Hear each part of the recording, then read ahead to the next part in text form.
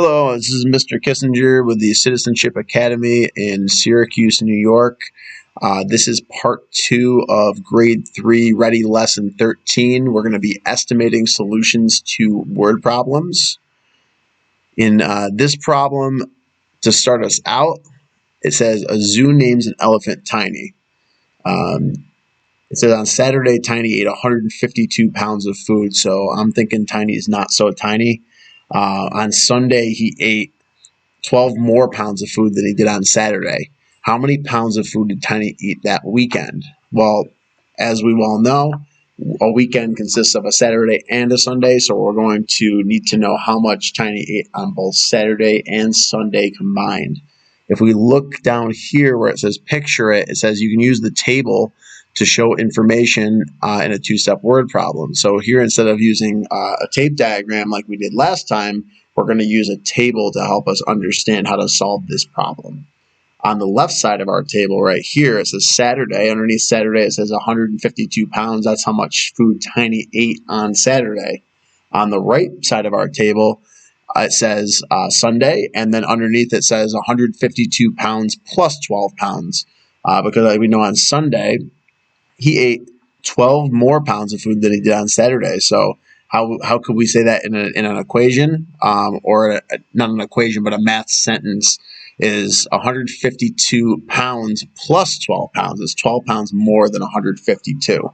So if we want to find how much Tiny ate for the whole weekend, we could express that as this letter F.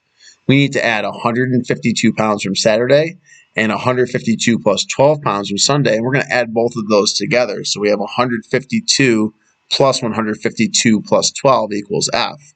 If we wanted to, we could put this 152 plus 12 in parentheses. We don't have to because of our commutative property of multiplication. It doesn't matter what order we add those in, but it's kind of nice for us to see, okay, we have 152. This is from Saturday.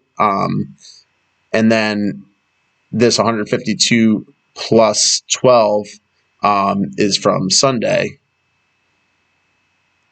So we can kind of separate those two. Just so that makes things a little bit easier for you. So we're going to solve for F, but what we need to do today, remember, we are estimating solutions to word problems.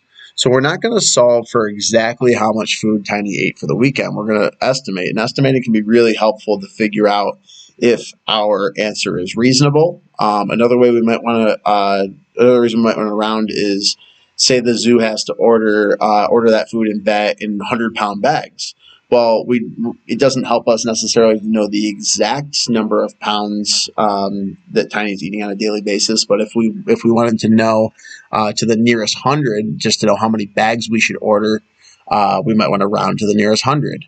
The other way we can round is we could round to the nearest 10. So we're going to start by rounding each number to the nearest 100 and then adding. 152 is going to round to 200. Well, let's see why. If we're rounding to the nearest 100, well, here's our hundreds place. We have to look right next door here to our tens place. Is that 5 or more? If it's 5 or more, we're going to round up. If it's 4 or less, we're going to keep that hundreds place the same. We're going to let it rest. So we have a 5. That's 5 or more. We know that 100 place is going to go up to a 2. So we're going to end up with 200. Remember, all of these afterward, after the place that we're rounding to, those are all going to change to zeros.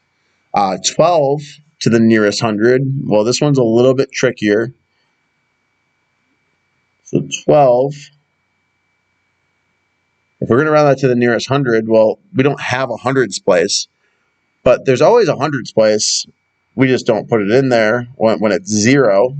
But just for the sake of our understanding, I'm going to section this off so we don't get confused. So we have 0, 1, 2. So that's 12 with a 0 in our hundreds place. I'm going to underline that hundreds place, and I'm going to look next door to my tens place. In my tens place is a 1.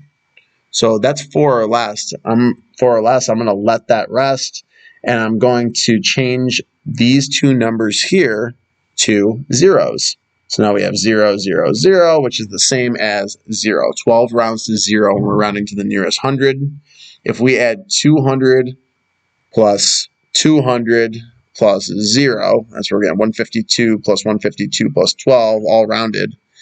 We get 200 plus 200, which is 400. Now we can also round to each number to the nearest 10 and then add. So if we were going to round to the nearest 10, we're going to use the same process. We'll take 152, but this time we're going to underline the tens place, not the hundreds place. We need to look next door to our 2. Again, that's 4 or less. We're going to let it rest, and we're going to change that 2 to a 0.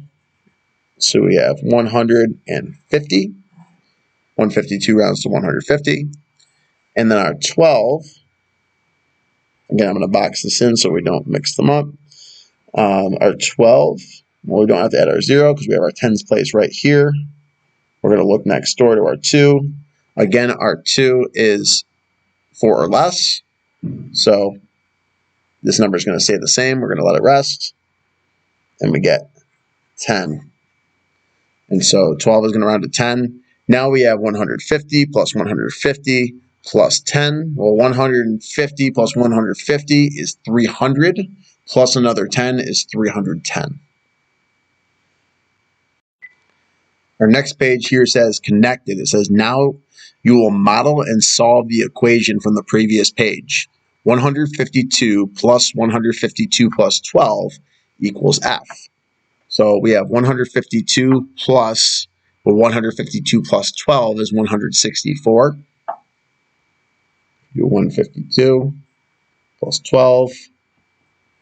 2 plus 2 is 4. 5 plus 1 is 6. Bring down our 1, we have 164. Add the numbers in parentheses. Break the numbers apart to use numbers that are easy to work with. So we could do it this way, and we could find 164. But an easier way, if we wanted to try to do that in our head, well, we know that 152 plus 12, we could break that down into 150 plus 2 plus 10 plus 2. So I could say, well, I know that 150 plus 10, again, our commutative property of multiplication says we can add these in any order we want. We'll get the same answer. That's gonna be 160. And then 160 plus 2 is 162. Plus another 2 is 164. Then it says, what is the next step? Explain and show it. So we're going to add 152 plus 164. So this is 100, add 152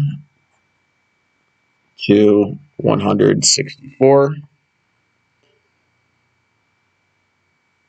to find F.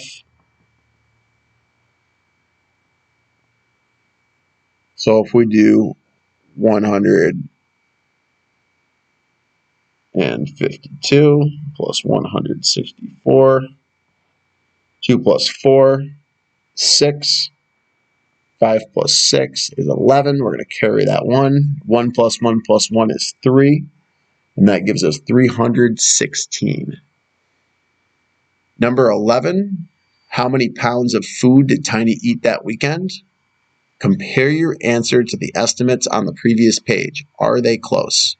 So how many pounds of food? Well, we know that Tiny ate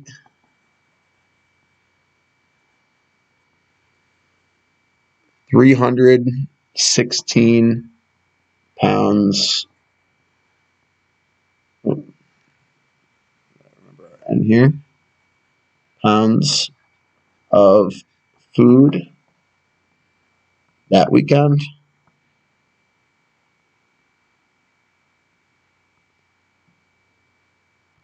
And then we need to look back at our estimates. So we have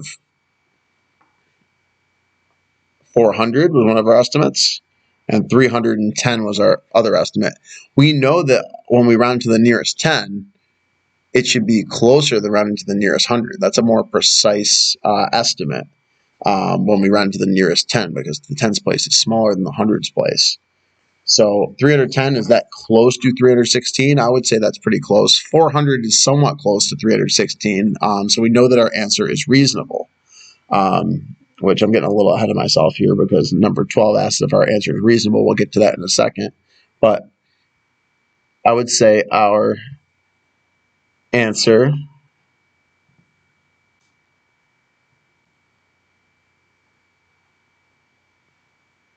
is close to our estimates.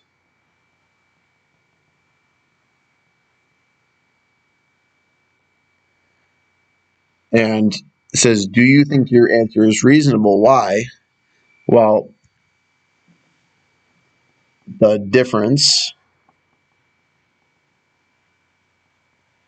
between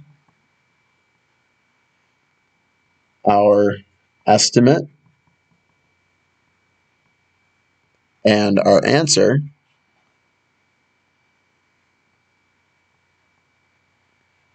is 6.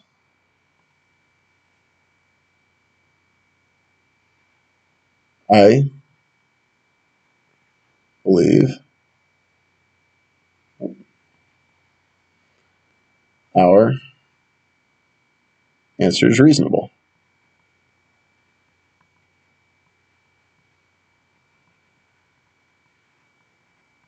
Because our answer is really close to our estimate. Once again, explain how estimation is useful when solving two-step equations. And that's because it helps us to find that if our answer is reasonable or not. So it helps us to determine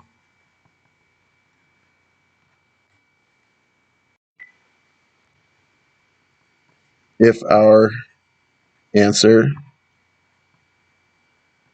is reasonable.